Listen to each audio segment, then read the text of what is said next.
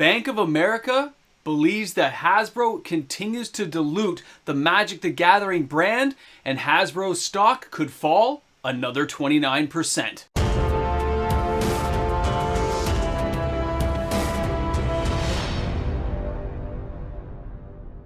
Bank of America reiterated its point, saying that Hasbro shares could fall 29%. That could take the stock from $60 all the way down to $42. Welcome back, everyone. MTG Moxman here. Thanks again for hanging out with me on the channel. Tell me that's not a slap in the face when you're being told you're going to shed almost 30% of your share value.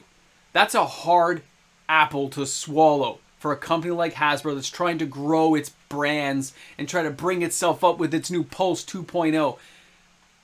But when you look at what Bank of America is looking at, not what Hasbro says, but what they're looking at, when they analyze a company like Hasbro, they're seeing all the mistakes that players are seeing, that we've talked about on the channel.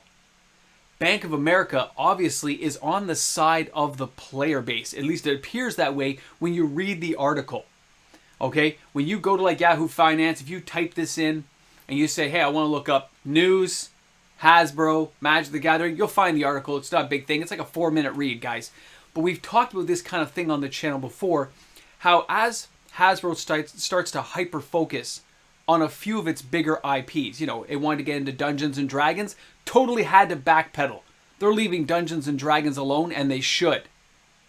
Talk about using up the goodwill of your player base, which is another point that Bank of America makes in its conversation in the article, saying that this oversaturation of the market for Magic the Gathering products, the overprinting of products, so many variables put in that players are getting, would they say irked? They're getting irked, they're getting upset by it, they've lost players.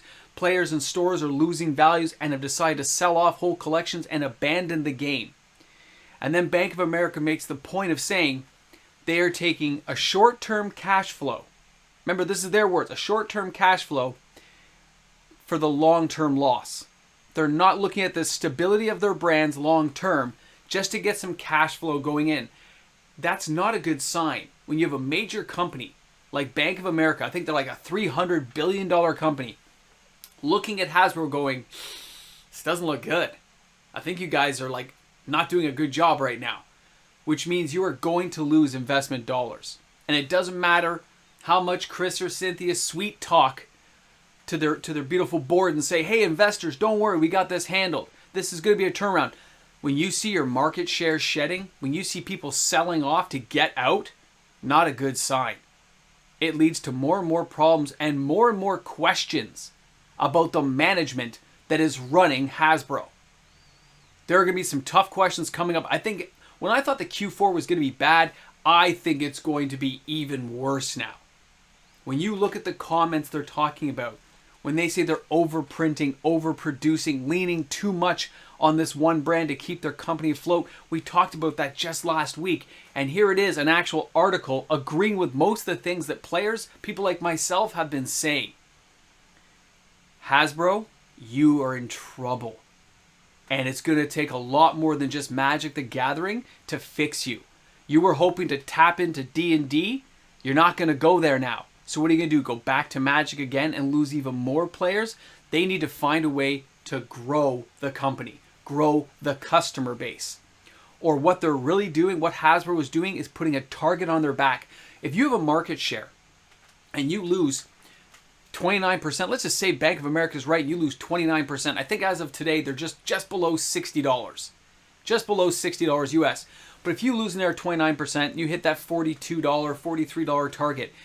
When you lose that kind of market share, you are going to have the attention of much bigger companies. The Walt Disneys of the world, the Amazons of the world.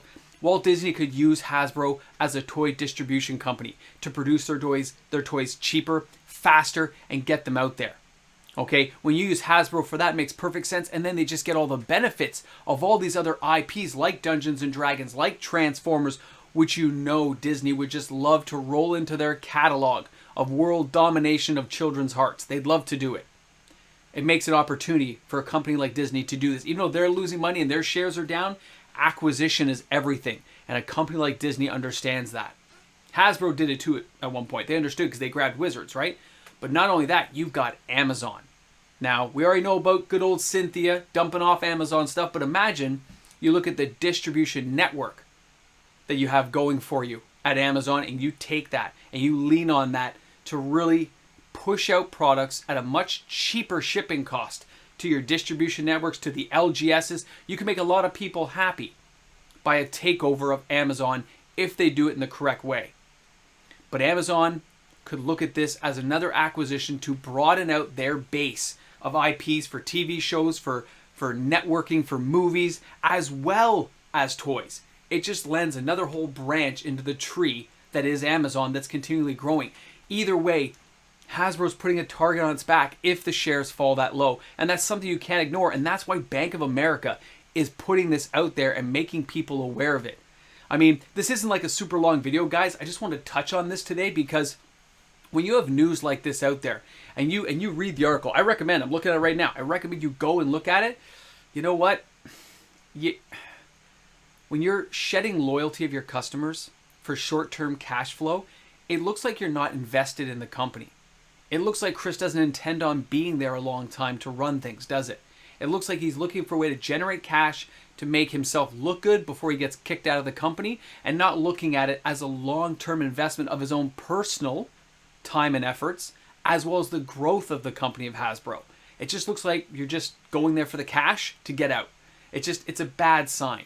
And when you look at the distributors, your local game LGSs, store's been talking about this now for months, and Q4 is coming up. This is just another, sailboat going in the direction that says you got to do something about your upper management before it's too late.